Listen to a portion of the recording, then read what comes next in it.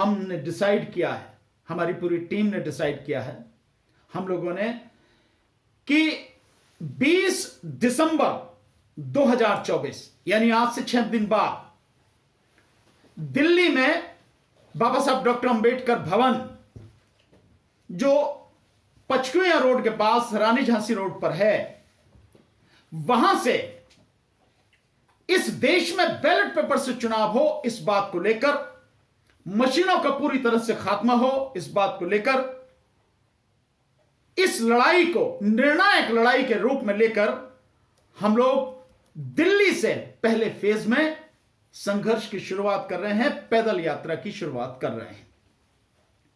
यह पहला फेज जो होगा यह 20 तारीख से शुरू होगा, तारीख से शुरू होकर 3 तारीख तक चलेगा। आने वाले समय में मैं पूरे विश्वास के साथ कह सकता हूं कि अब बिहार में चुनाव होगा 2025 के आखिर में, 2025 के शुरू में दिल्ली में चुनाव है फरवरी में, और उसके बाद अन्य राज्यों में चुनाव होगा, और 2027 में सबसे महत्वपूर्ण राज्य आएगा उत्तर प्रदेश, उसमें चुनाव होगा, साथ में पंजाब में चुनाव होगा। अगर विपक्ष इसी तरह से चुप रहा और बोला नहीं, सड़क पर आकर लड़ा नहीं इस सरकार और इलेक्शन कमीशन के खिलाफ, और बैलेट पेपर से चुनाव की मांग को लेकर उसने जन आंदोलन नहीं बनाया, तो 2027 में वो हाल होगा उत्तर प्रदेश में जो आज आपने महाराष्ट्र में देखा है। ये कुछ नहीं, इससे भी बुरा हाल होगा, विपक्ष का पूरी तरह से सफाया होगा। अगर कोई गलतफहमी में है तो मीडिया के मेरे सभी साथियों, आप सबका बहुत बहुत स्वागत, बहुत बहुत धन्यवाद, यहां आने का आपका बहुत बहुत आभार। आज मुझे राहत इंदौरी साहब का एक शेर बड़ा याद आ रहा है, और वो शेर है, लहू में भीगी हुई आस्तीन जीत गई, लहू में भीगी हुई आस्तीन जीत गई, चुनाव हार गए सब, मशीन जीत गई। हरियाणा हार गए, महाराष्ट्र हार गए, उससे पहले 2024 लोकसभा हार गए, लेकिन मशीन जीत गई, और यह सिलसिला लगातार चल रहा है। हम 2019 से इस देश में बैलेट पेपर से चुनाव हो, यह लड़ाई लगातार लड़ रहे हैं, और आप सबके माध्यम से यह आवाज देश और दुनिया के कोने कोने तक पहुंच रही है। ठीक 1 साल पहले जब हमने 10 दिसंबर 2023 को ईवीएम की लड़ाई शुरू करी, बैलेट पेपर से चुनाव हो इस देश में, यह लड़ाई जब हमने शुरू करी तो लड़ाई बहुत जबरदस्त तरीके से हुई, और 2024 के चुनाव तक आते आते वो लड़ाई एक तरह से पीक पर पहुंच गई।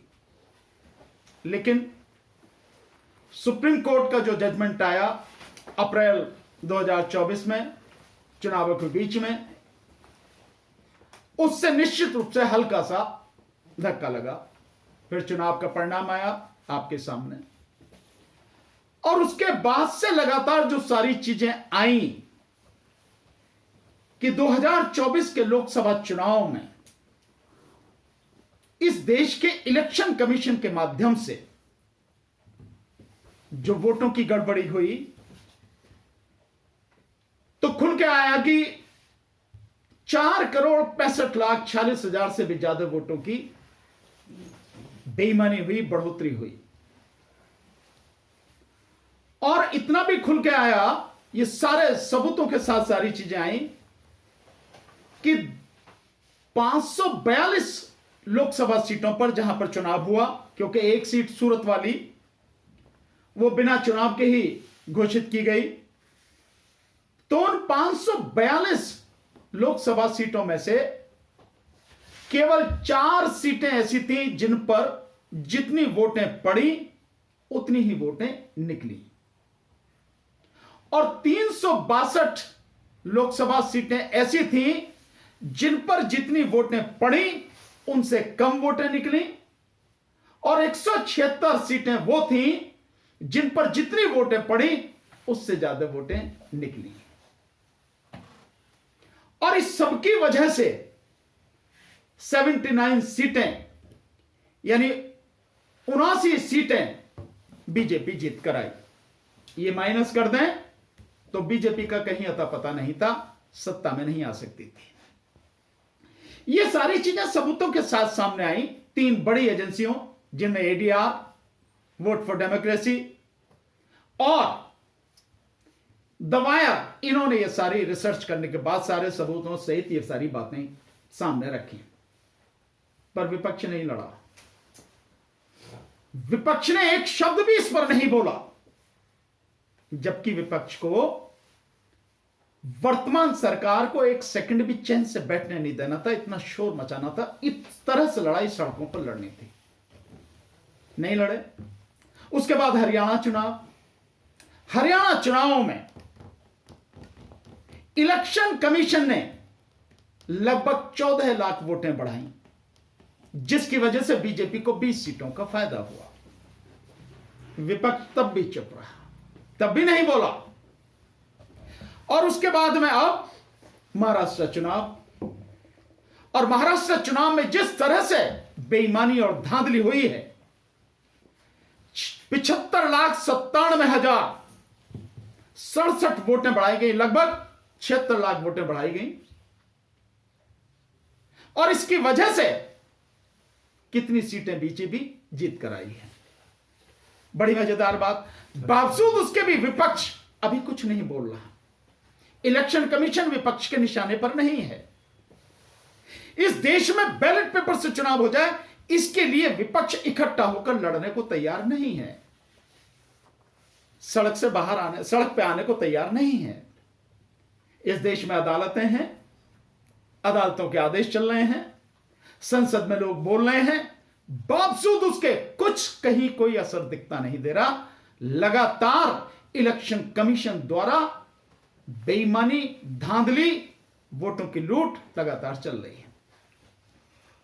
यह सिलसिला आने वाले समय में मैं पूरे विश्वास के साथ कह सकता हूं कि अब बिहार में चुनाव होगा 2025 के आखिर में। 2025 के शुरू में दिल्ली में चुनाव है, फरवरी में, और उसके बाद अन्य राज्यों में चुनाव होगा। और 2027 में सबसे महत्वपूर्ण राज्य आएगा उत्तर प्रदेश, उसमें चुनाव होगा, साथ में पंजाब में चुनाव होगा। अगर विपक्ष इसी तरह से चुप रहा और बोला नहीं, सड़क पर आकर लड़ा नहीं इस सरकार और इलेक्शन कमीशन के खिलाफ, और बैलेट पेपर से चुनाव की मांग को लेकर उसने जन आंदोलन नहीं बनाया, तो 2027 में वो हाल होगा उत्तर प्रदेश में जो आज आपने महाराष्ट्र में देखा है। ये कुछ नहीं, इससे भी बुरा हाल होगा। विपक्ष का पूरी तरह से सफाया होगा, अगर कोई गलतफहमी में है तो। इन सारी चीजों को देखते हुए हमने डिसाइड किया है, हमारी पूरी टीम ने डिसाइड किया है, हम लोगों ने, कि 20 दिसंबर 2024 यानी आज से 6 दिन बाद दिल्ली में बाबा साहब डॉक्टर अंबेडकर भवन, जो पचकुया रोड के पास रानी झांसी रोड पर है, वहां से इस देश में बैलेट पेपर से चुनाव हो, इस बात को लेकर, मशीनों का पूरी तरह से खात्मा हो, इस बात को लेकर, इस लड़ाई को निर्णायक लड़ाई के रूप में लेकर हम लोग दिल्ली से पहले फेज में संघर्ष की शुरुआत कर रहे हैं, पैदल यात्रा की शुरुआत कर रहे हैं। यह पहला फेज जो होगा यह 20 तारीख से शुरू होगा और यह 4 तारीख तक चलेगा। 20 तारीख से शुरू होकर 3 तारीख तक चलेगा, यानी पूरे 15 दिन का यह पहला फेज हमारा होगा, जिसमें हम पूरी दिल्ली को कवर करेंगे। पैदल यात्रा से हम इसको कवर करेंगे। और ये जो यात्रा होगी, इस यात्रा का नाम जो होगा वो नाम होगा न्याय, अधिकार और कर्तव्य यात्रा। इस नाम से यह यात्रा शुरू होगी और 20 दिसंबर 2024 अंबेडकर भवन, रानी झांसी रोड से सुबह 10 बजे हम सब लोग इकट्ठा होंगे और 11 बजे वहां से शुरू होगी। वहां से चल के हम लोग पचकुया रोड पर जो वाल्मीकि मंदिर है पहले वहां जाएंगे, देन उसके बाद पहाड़गंज होते हुए वहां से पहाड़ी धीरज से निकलते हुए बड़ा हिंदुराव होते हुए आगे जाएंगे। ये पूरा रूट आपको जो अगली हमारी प्रेस कॉन्फ्रेंस होगी उसमें डिटेल में आपको हम ये पूरा रूट देंगे कि किस दिन कहां से कहां तक होगी, किस दिन कहां से कहां तक होगी। और ये यात्रा हर दिन हम 20 से 25 किलोमीटर कवर करेंगे, लगभग 4 से 5 विधानसभाएं कवर करेंगे। इस तरह से हमारी ये यात्रा चलेगी साथियों। और इस यात्रा में जहां ये यात्रा पहले दिन खत्म होगी, अगले दिन की यात्रा वहीं से शुरू होगी। इस तरह का हमारा पूरा रूट रहेगा साथियों, पूरी दिल्ली का। और इस यात्रा में मैं आप सबके माध्यम से जितनी भी पॉलिटिकल पार्टियां हैं, बीजेपी और उसके एलाइज को छोड़कर जितनी भी पॉलिटिकल पार्टियां हैं, इंडिया गठबंधन की सारी पार्टियां, Congress, Samajwadi party, communist parties, Mamata Banerjee ji, जितनी भी पार्टियां हैं, डीएमके, सबको हम लोग इनवाइट कर रहे हैं। आप आइए, ये लड़ाई सबकी लड़ाई है साथियों। आपका पूरा सम्मान, अपना झंडा, अपना बैनर पूरा लेकर आइए।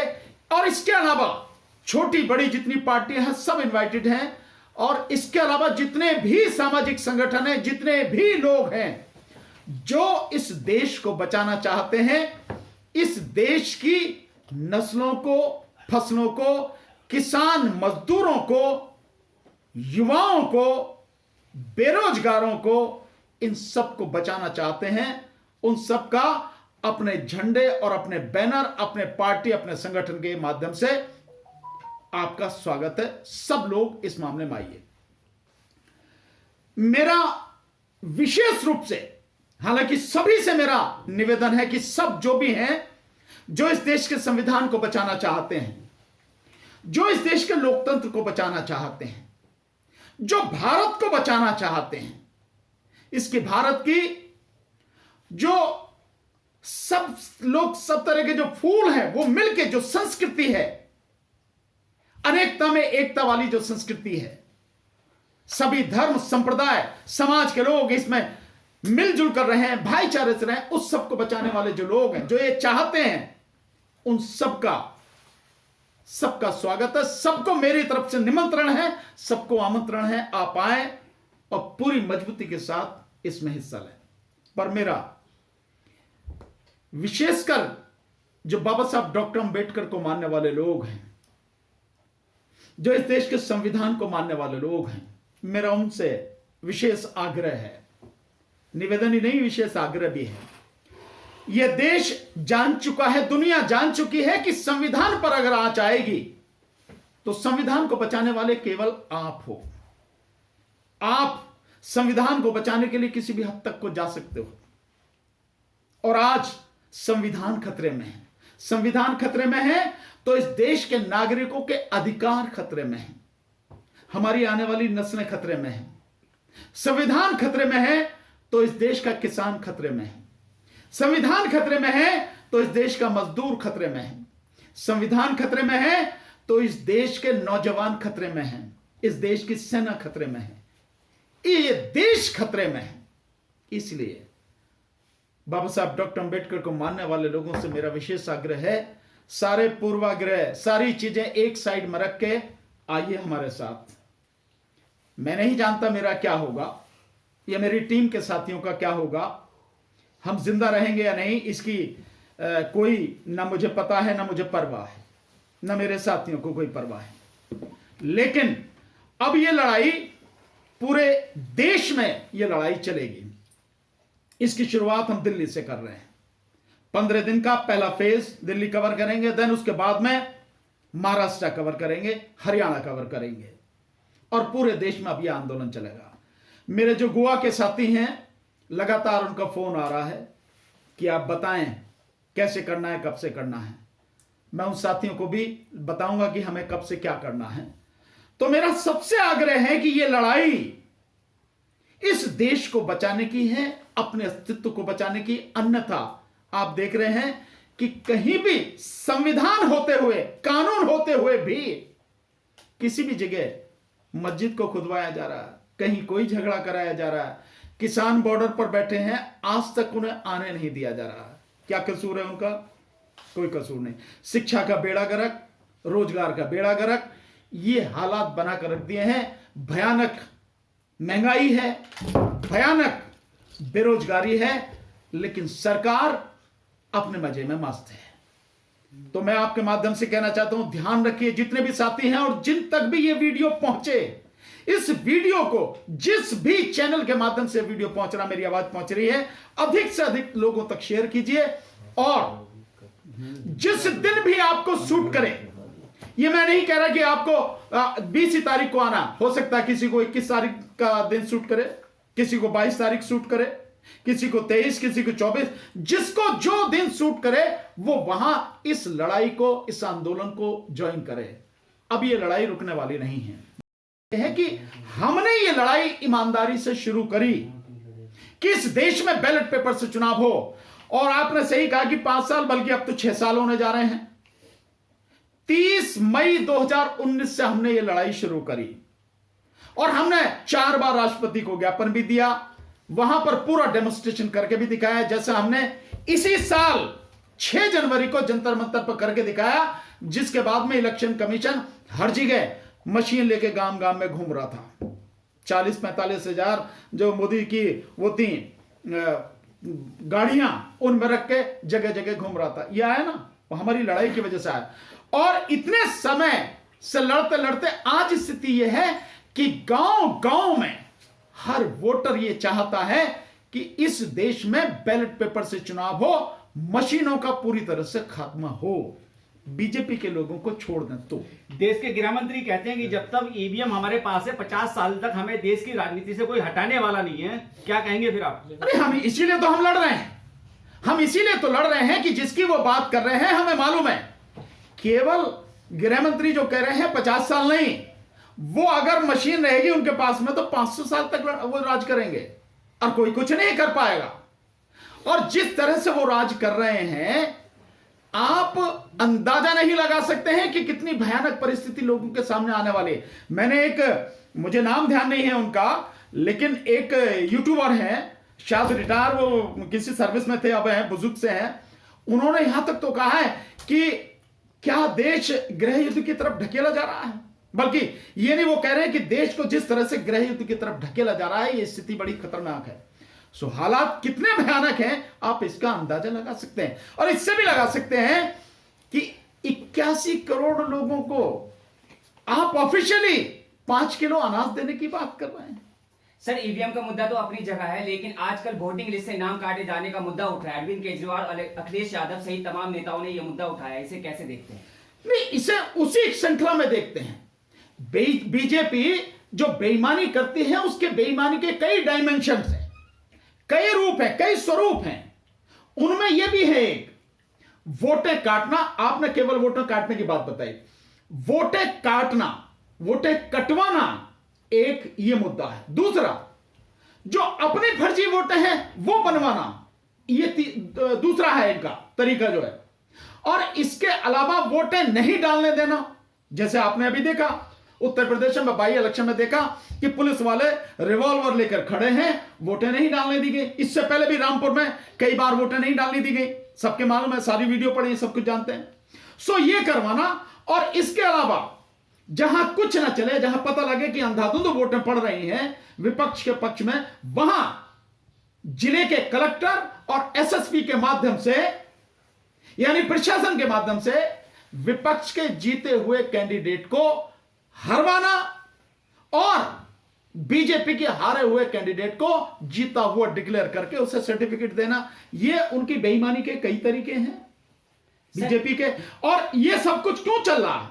ये सब कुछ इसलिए चल रहा है कि इस देश का इलेक्शन कमीशन, चुनाव आयोग मोदी की गुलामी में इस कदर डूब गया है कि उसे यह एहसास भी नहीं है कि वो देश के साथ गद्दारी कर रहा है, देश के साथ देशद्रोह कर रहा है। ये उसकी वजह से हो रहा है। जिसकी ड्यूटी इस देश के भारत के संविधान के अनुच्छेद 324 के तहत बहुत ही पवित्र उसकी ड्यूटी है, और इसीलिए कि उस पर किसी तरह का दबाव ना हो, देश का पूरा शासन प्रशासन उसके हाथ में सौंप दिया जाता है, संवैधानिक व्यवस्था। और उसका काम है कि 18 वर्ष का कोई भी व्यक्ति भारत में जिसकी उम्र 18 वर्ष हो गई है, उसका नाम वोटर लिस्ट में होना चाहिए, उसका नाम वोटर लिस्ट में आए बिना रह न जाए। नंबर 2, वो free fair and transparent election, यानी पूरी तरह से स्वतंत्र, निष्पक्ष और पारदर्शी चुनाव कराए। अनुच्छेद 324 से लेकर अनुच्छेद 328 तक भारत के संविधान में यह सारी व्यवस्था की गई है। और इतना ही नहीं, उसको पूरी तरह से निष्पक्ष रहने के लिए यहां तक भी किया गया है कि 65 साल की उम्र तक या जब तक वो है उसे कोई हटाए नहीं, और साथ में उसको जो है बाद में सर्विस के बाद में कोई भी पद नहीं दिया जाएगा। इतना सब कुछ किया गया। लेकिन अगर कोई व्यक्ति किसी की गुलामी में डूब ही जाए, और इस कदर डूब जाए कि देश उसके लिए कुछ नहीं है, देश और देश की जनता के साथ वो गद्दारी करने लगे, देशद्रोह करने लगे, तो स्थिति भयानक हो जाती। इसीलिए संघर्ष करना पड़ा, इसीलिए लड़ना पड़ा। Sir, one nation one election bill लाने की बात कही जा रही है, क्या ये कदम प्रभावी है या फिर कुछ और है? ये कदम संविधान के विरुद्ध है, बिल्कुल संविधान के विरुद्ध है। क्यों है संविधान के विरुद्ध? अभी चुनाव हुए हैं महाराष्ट्र में, तो 5 साल सरकार चलनी चाहिए। हरियाणा में चुनाव हुए हैं, 5 साल सरकार चलनी चाहिए। तो इनके चुनाव कब होंगे? जब इनका टर्न आएगा। और लोकसभा का चुनाव कब हुआ? मई 2024 में। मई 2024 में जो चुनाव हुआ है, क्या आप उसको भी खत्म करके आप जब ये बिल पास करा दोगे, माना संविधान संशोधन कर दोगे, तो उसके बाद में जो है आप उसके भी चुनाव कराओगे, और जिनके 5 साल बाद होने उनके भी अभी कराओगे? नहीं, ये 5 साल का टेन्योर है, विधानसभा का भी लोकसभा का भी, उसके बाद ही होंगे। और अगर कोई बीच में इमरजेंसी आती है, उस दौरान अगर कुछ बात होती है, तो उसके बाई इलेक्शन होते हैं। तो ये संविधान के विरुद्ध है जो भी हो रहा, इसका सड़क पर विरोध होना चाहिए। जिस तरीके से संविधान विरोधी आपने बात की थी कि भाई संविधान के विरोध में ये सारा सब कुछ चल रहा है, देखा जाए तो हाई कोर्ट की बात की जाए, सुप्रीम कोर्ट की बात की जाए, वहां भी जज जो है अपने निर्णय, अपने फैसले दे रहे हैं संविधान के विरोध में। उसके लिए क्या कहेंगे फिर? नहीं, ये बात तो मैं बहुत पहले कह चुका हूं, ये बात तो मैं इस रूप में कह चुका हूं कि इस देश में एक बड़ा माफिया बन गया है, एक बड़ा सिंडिकेट बन गया है। उस सिंडिकेट में इस देश की सरकार, इस देश के पूंजीपति, इस देश का मीडिया जो पूंजीपति खरीद चुके हैं, इस देश के जो ब्यूरोक्रेट्स हैं, इस देश का जो आप कहें मनुवाद है, मनुवादी लोग हैं ये, और इन सब के साथ में अदालतें। मेरे कहने की जरूरत नहीं है, डीवाई चंद्रचूड़ बताकर गए, सबको दिखाकर गए, केवल बताकर नहीं दिखाकर गए। प्रधानमंत्री उनके घर आ रहे हैं, उसका प्रचार हो रहा है, प्रधानमंत्री के खिलाफ वो कुछ नहीं कर रहे हैं। इलेक्टोरल बॉन्ड में सब कुछ किया, लेकिन उस इलेक्टोरल बॉन्ड के माध्यम से 16,500 करोड़ रुपए जो सरकार ने जो सीबीआई है, ईडी है, उनके माध्यम से एक्सटॉर्शन मनी, और साथ में उसको कि चंदा दे और धंधा ले, इस तरह से जो कुछ किया, और जिसकी कीमत बताई जा रही है कि जितना चंदा लिया उससे कितना उन्होंने धंधा दिया। चंदा तो आया है ऑफिशियली लगभग 16,500 करोड़, अनऑफिशियली कितना आया पता नहीं, लेकिन इससे उन्होंने जिनसे चंदा लिया, उनको जो धंधा दिया, वो लगभग 50 लाख करोड़ का है। 50 लाख करोड़ का धंधा दिया है, इस तरह से देश को बेचा है, इस तरह से। ये सब कुछ ये साथ में है। आप देखिए कि महाराष्ट्र में सरकार, जो शिंदे की सरकार थी, गैर संवैधानिक, सुप्रीम कोर्ट ने कहा, हटाया नहीं उसको। ठीक इसी तरह से इलेक्शन कमीशन के ऊपर जो मसला आया, तो कहा कि इलेक्शन कमीशन की नियुक्ति में सीजीआई होनी चाहिए, लेकिन लास्ट में एक लाइन लिख दी कि सरकार चाहे तो इसको बदल सकती है, तो सरकार ने बदल दिया। दिल्ली में जो सरकार थी कि भाई प्रशासन ये जो है उनके हाथ में होना चाहिए, सरकार में चुनी हुई सरकार के हाथ में, उसके विषय में फैसला दिया, लेकिन सरकार ने बदल दिया। सुप्रीम कोर्ट ने क्या किया? एक नहीं, और इसके साथ साथ में जो गैर संवैधानिक अभी दिया SC ST आरक्षण के विषय में जो उन्होंने किया, वर्गीकरण जो किया, वो गैर संवैधानिक। सो कोर्ट कहां है? कोर्ट और मशीन के ऊपर बैलेट पेपर से चुनाव हो। मैं बार बार कह रहा हूं, इस देश के सुप्रीम कोर्ट के जज, हाई कोर्ट के जज, सारी जो डिस्ट्रिक्ट कोर्ट है उनके जज, सारे IAS officers, collector, SDM, ADM, तहसीलदार, इस देश के तमाम अभी IPS अधिकारी, IG, DIG, DGP, SSP, SP, ASP, DSP, ये सारे डॉक्टर, सारे वकील, सारे PhD किए हुए सब लोग, इंजीनियर तमाम, सिवा सॉफ्टवेयर इंजन के, ये भी नहीं जानते कि जिस मशीन से चुनाव करा रहे हैं वो मशीन कैसे काम करती है। फिर भी मतलब 99% जो वोटर है वो नहीं जानता कि ये मशीन कैसे काम करती, फिर भी उससे चुनाव कराए जा रहे हैं लगातार। सो ये सब कुछ, जबकि उसको बंद कर देना चाहिए, बैलेट पेपर से चुनाव कराना चाहिए। लगातार मांग उठ रही है दुनिया के तो बड़े बड़े देश जो बैलेट पेपर से चुनाव करा रहे हैं। इन सारी चीज से पता लगता है कि सब मिले जुले हैं, सबका एक गठजोड़ बना हुआ है। लेकिन सर केंद्र सरकार जो है कहीं ना कहीं उन लोगों को सपोर्ट करती है जो उनके पक्ष में बयान देती है। अगर बात की जाए विवादित बयान देने वाले इलाहाबाद के हाई कोर्ट के जस्टिस जो है शेखर यादव, और अभी हाल ही में राज्यसभा में जगदीप धनखड़ साहब ने जो है कहीं ना कहीं उस गरिमा को भी ठेस पहुंचाई जिस सीट पे वो बैठते हैं, लेकिन केंद्र सरकार फिर भी उनके समर्थन में खड़ी है। कहीं ना कहीं नहीं, हर समय हर जगह वर्तमान केंद्र की सरकार और उसका मुखिया, इस देश का प्रधानमंत्री, जितने भी भ्रष्ट लोग हैं, जितने भी बेईमान लोग हैं, जितने भी असभ्य लोग हैं, जो गुंडागर्दी करते हैं या जिस तरह की भी गलत चीजें करते हैं, उनको पूरी तरह संरक्षण देने का काम देश का प्रधानमंत्री कर रहा है। जिनको भ्रष्ट कहता है, जिन पर आरोप लगाता, उन्हें मंत्री बनाता, मुख्यमंत्री बनाता, उप मुख्यमंत्री बना देता, ये तो सबके सामने है। ये सारे बाकायदा इस देश के प्रधानमंत्री द्वारा इन लोगों को संरक्षण नहीं पाला जा रहा है। और क्यों पाला जा रहा है? क्योंकि जो सत्ता में बने रहने की जो हवस है, वो सत्ता उनके हाथ से न निकल जाए, उसके लिए सारे इंस्ट्रूमेंट हैं। खुद चुप रहो, बाकी सबसे कहलवाते रहो, तू गाली दे, तू ये कर, तू वो कर, सब ये सारी चीजें हैं। आज जो सारी चीजें हो रही, क्या अदालत में, इस देश की अदालत में इतनी ताकत नहीं है कि जिस तरह की भी ये सारी चीजें लोग कर रहे हैं इनको बंद कर सके एक झटके? इतनी देर का काम, इतनी देर का हिम्मत नहीं है कि सुप्रीम कोर्ट कोई आदेश पारित करे और कोई भी व्यक्ति उसे पालन ना करे, लेकिन फिर भी हो रहा, लगातार हो रहा। इसका क्या मतलब माना जाए? इसका मतलब यही है सरकार का, इस देश के प्रधानमंत्री का पूरी तरह से उनको संरक्षण है। सर, अभी सदन की कार्यवाही के दौरान संभल की घटनाओं का भी जिक्र हो रहा है और जो सुप्रीम कोर्ट ने आदेश दिया है उसका जश्न मनाया जा रहा है कि हाँ अच्छा कदम है, लेकिन इससे फायदा क्या होने वाला है? बुलडोजर आज भी वैसा ही चल रहा है। आज की खबर है कि आजान देने के आरोप में एक मौलाना साहब को गिरफ्तार किया है।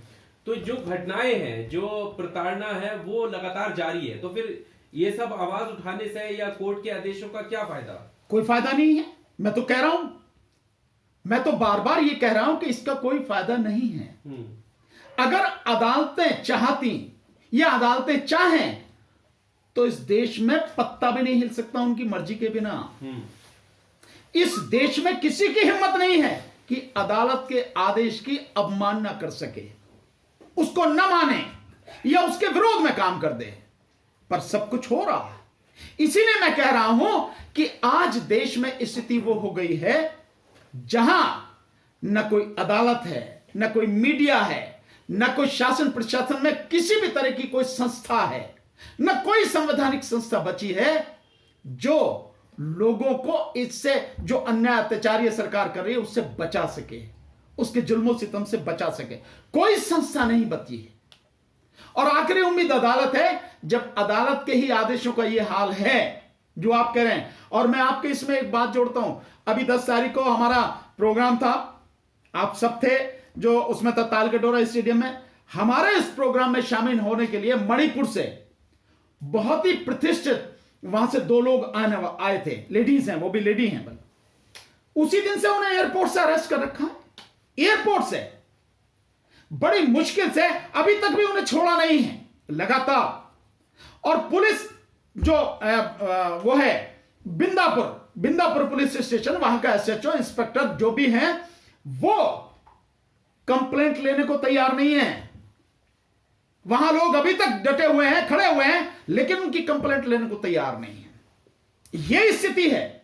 सो गुंडागर्दी का कोई सीमा छोड़ी नहीं है। जो अपराधी हैं उनको बचाने की, जो उनके साथ में खड़े हैं उनको बचाने के लिए सब कुछ है। और विपक्ष के जितने भी नेता हैं, ये सारे के सारे अब उसमें संसद में खूब शोर मचा रहे हैं, लेकिन बावजूद उसका असर नहीं है।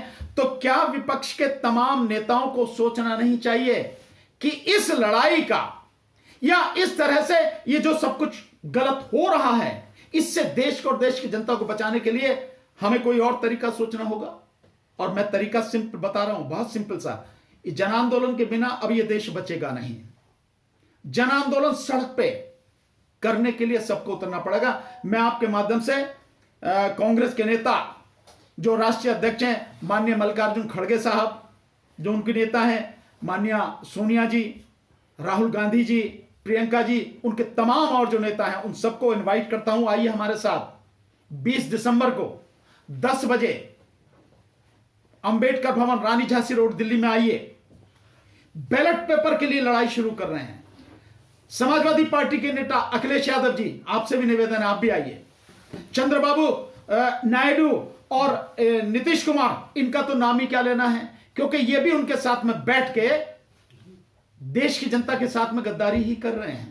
पर डीएमके के स्टालिन साहब, टीएमसी की ममता बनर्जी और जितने भी हैं, उन सबसे निवेदन कर रहा हूं, सबको मैं इनवाइट कर रहा हूं, आइए हमारे साथ, क्योंकि देश को बचाना है। ये लड़ाई सबकी है, मेरी नहीं, मेरी भी है, आपकी भी, मीडिया साथियों की भी, जनता की भी है, तमाम नेताओं की है, विपक्ष की है, सबकी लड़ाई है। मिलकर ही लड़ेंगे तो ही बच पाएगा देश, नहीं तो नहीं बचेगा। चलिए, पर आप एज एन एडवोकेट ये बात कह रहे हैं कि जो अदालतों से फैसले हैं वो काफी नहीं है, मतलब उनसे कहीं ना कहीं लोगों का ये भरोसा जो मैं अदालतों से फैसले की काफी की बात नहीं कर रहा, मतलब मैं ये कह रहा हूं कि वो नहीं हो पा रहा। अदालत अगर अपने फैसले को लागू नहीं करवा पाती है, तो क्या यह अदालतों का अपमान नहीं है? और यह अदालतों का अपमान है, और अदालतें अपने अपमान को चुपचाप सह रही हैं। फिर अगर वो अपने आदेश का पालन नहीं करवा पाती हैं, तो फिर आदेश ही क्यों कर रही हैं? अगर उनके आदेश के बावजूद, उनके होते हुए भी बुलडोजर नहीं रुक रहा, सर्वे नहीं रुक रहा, और सारी चीजें जो है लगातार वो सब होती जा रही हैं, कोई मानने को तैयार नहीं है, तो फिर अदालतों का मतलब क्या है? मैं तो इसका एक ही अर्थ निकालता हूं। हालांकि संविधान ने इन अदालतों को इतनी ताकत दी है, आप सोच नहीं सकते। पर सड़क पर उतरकर भी तो सर जान जा रही है ना, क्या आप तो इस जान को कहां ले जाओगे? हाँ। मैंने तो एक शेर सुना है कि मैंने कब्रिस्तान में उनकी भी कब्रें देखी हैं जो घरों में दुबके हुए बैठे थे। क्या वो बच जाएंगे? मरेंगे सब, सबको मरना है। नहीं लगता जो आतताई है वो भी नहीं बचेंगे, और जिन पर अत्याचार हो रहा है वो भी नहीं बचेंगे। जो घरों में बैठे हैं वो भी मरेंगे, जो संघर्ष कर रहे हैं वो भी मरेंगे। मौत तो निश्चित है यार, मौत से डर के। और मैं समझता हूं ये सवाल भी अगर कोई करता है तो ये भी बड़े दुख की बात है। इसी देश में आजादी की लड़ाई लड़ी, और उस आजादी की लड़ाई में लाखों लोगों ने अपनी जान खुशी खुशी कुर्बान की, ताकि हम लोग जिंदा रह सकें, ताकि हम लोग एक अच्छा भविष्य देख सकें, ताकि आने वाली पीढ़ी बच सकें। और हम मौत से डर रहे हैं। वो डेमोक्रेसी के लिए थी ना, अभी तो हम डेमोक्रेटिक, और अब डेमोक्रेसी के लिए नहीं है लड़ाई, जी रहे हैं ये डेमोक्रेसी को बचाने के, डेमोक्रेसी मदर ऑफ डेमोक्रेसी कहने वाले व्यक्ति इस देश की डेमोक्रेसी को तबाह कर रहे हैं लगातार, और वो आपकी आंखों के सामने हो रही है, आप देख भी रहे हो, देख भी रहे हो। तो ये सब कुछ होता हुआ देखते हुए भी अगर आप सिर्फ बैठे रहते हैं, तो फिर मैं क्या कर सकता हूं? मैं तो यही कर सकता हूं कि आप घर में बैठ के भी अपनी मौत का ही इंतजार कर रहे हैं, अपनी बर्बादी का इंतजार कर रहे हैं, और कुछ नहीं। हां, सड़क पे आकर अगर संघर्ष करेंगे, लड़ेंगे, मिलकर लड़ेंगे अपने सारे पूर्वाग्रहों को छोड़कर, तो देश भी बच जाएगा, जनता भी बच जाएगी, सब कुछ ठीक हो जाएगा। एक आखिरी सवाल, आजम खान की एक चिट्ठी आई है जिसको लेकर ये कहा जा रहा है कि जो इंडिया गठबंधन है विपक्ष वो मुसलमान का जो प्रतिनिधित्व है वो खत्म कर रहा है, लीडरशिप मुस्लिम की खत्म कर रहा है, क्या कहना चाहते हैं? देखिए, मैंने ये चिट्ठी पढ़ी नहीं है कि क्या लिखा है, ये उनके अपने विचार हो सकते हैं, पर मैं ये मानता हूं कि इस देश में मुस्लिम समाज इस देश की हकीकत है, उसका अभिन्न अंग है, उसकी हिस्सेदारी को कोई खत्म नहीं कर सकता। हां, उसको खत्म करने के लिए, उसकी हिस्सेदारी को खत्म करने के लिए, उसके वजूद को खत्म करने के लिए वर्तमान मोदी सरकार और आरएसएस एड़ी चोटी का जोर उन्होंने लगा रखा है, लेकिन मैं पूरे विश्वास के साथ कह सकता हूं वो खत्म नहीं कर पाएंगे। पर इसमें मुस्लिम समाज को लड़ना पड़ेगा, संघर्ष करना पड़ेगा। मैं देखता हूं मुस्लिम समाज के लोग बहुत बड़ी तादाद में मुझे देखते हैं, सुनते हैं। मेरी वीडियो अभी जो आप बना के देख रहे हो, आप देखना, इसी वीडियो को लोगों को इकट्ठा करेंगे और बाकायदा टीवी पे चलाएंगे, खुद तो सुनेंगे, दुनिया को सुनाएंगे, पर संघर्ष में आने से अभी कतरा रहे हैं। उन्हें सड़क पर आना पड़ेगा। जैसे उन्होंने सीए एनआरसी की लड़ाई लड़ी, उसी तरह से अब ये लड़ाई इस देश में बैलेट पेपर से चुनाव कराने की और मशीन को खत्म करने की उन्हें लड़नी पड़ेगी, नहीं तो न वो बचे, न देश बचे, न बाकी जनता बचे। एक आखिरी सवाल सर मेरा है, विपक्ष ने लगातार इस प्रकार की यात्राएं पहले की, आपने विपक्ष को भी आमंत्रित किया है अपनी यात्रा में, क्या लगता है आपकी यात्रा कारगर साबित होगी? क्योंकि यात्राएं तो पहले भी हुई हैं, लेकिन जनता का जो जनाधार है वो तो लगातार भारतीय जनता पार्टी की तरफ जा रहा है। नहीं, भारतीय जनता पार्टी की तरफ जनाधार नहीं है। भारतीय जनता पार्टी के पास जनाधार बिल्कुल भी नहीं है। मैं दावे के साथ कह रहा हूं, इस देश में निष्पक्ष चुनाव करा लीजिए। आज की तारीख में मैं कह रहा हूं, जब इतना उनका वो सब कुछ चल रहा है, निष्पक्ष चुनाव जिस दिन हो गया, पारदर्शी चुनाव जिस दिन हो गया, बीजेपी लोकसभा में 40 सीटें लेके नहीं आ सकेगी, लिख के दे रहा हूं आपको। और किसी भी स्टेट में, गुजरात में भी, जहां से मोदी खुद है, गुजरात में भी सरकार नहीं बना सकते, लिख के दे सकता हूं आपको। यह स्थिति है आज की तारीख में। जिसकी आप बात कर रहे हैं कि आप यात्रा लेके चल रहे हैं तो इसका क्या परिणाम निकलेगा, कितने आपको सफलता मिलेगी, देखिए, मकसद अगर आपका सही है, विजन आपका क्लियर है, लक्ष्य आपको साफ दिखाई दे रहा है और आप कठिनाइयों से जूझने के लिए तैयार हैं, संघर्ष के लिए तैयार हैं, मौत से भी टकराने के लिए तैयार हैं, तो सफलता मिलनी ही मिलनी है, निश्चित रूप से मिलेगी। और मिले ना मिले ये अलग की बात है, पर मैं इस विश्वास के साथ कि मेरी ये जिम्मेदारी है, क्योंकि मेरे लिए भी, मेरी जो मेरे संतान हैं उनके लिए भी, इस देश के लोगों के लिए भी कोई लड़ा, किसी ने संघर्ष किया, तभी हम लोग, देश के तमाम लोग ये जीवन जी पा रहे हैं। तो हमारी जिम्मेदारी कि आने वाली पीढ़ी के लिए हम भी लड़ें, और मेरी नहीं, ये जिम्मेदारी सबकी है। इसलिए सबसे निवेदन कर रहा हूं आखिरी बार कि 20 दिसंबर 2024 सुबह 10 बजे दिल्ली में रानी झांसी रोड पर वीडियोकॉन बिल्डिंग के सामने हम सब लोग इकट्ठे होंगे और वहां से ये बैलेट पेपर से चुनाव इस देश में शुरू हो और मशीन का खात्मा हो। ये लड़ाई, निर्णायक लड़ाई की शुरुआत हम लोग कर रहे हैं। सब आमंत्रित हैं, सब लोग आएंगे।